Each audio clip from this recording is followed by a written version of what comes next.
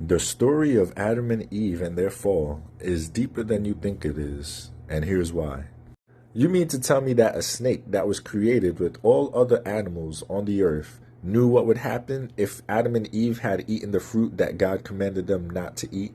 And out of all the animals of all creation, the snake was the only one that was able to talk? So what this is here is a euphemism because domestic animals are tame and obedient to their master. But wild animals are unpredictable, dangerous, and rebellious. And of all the wild animals, the snake happens to be the wisest. This is a euphemism for the rebellious angels and Satan being their leader.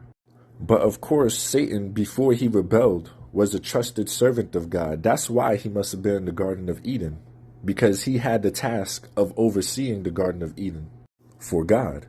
So he didn't just kick out Adam and Eve from the Garden of Eden, he kicked out the serpent too. And then he placed mighty cherubim in the garden to be stationed there. These are divine beings. So what was Satan doing in the Garden of Eden? He was stationed there by God because he was also considered a cherubim.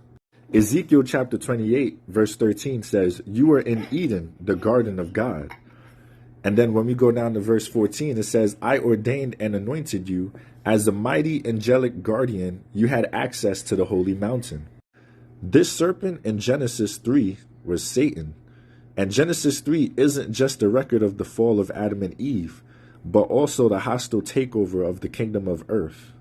So when God placed the mighty cherubim there, Satan was getting replaced as the guardian of the Garden of Eden.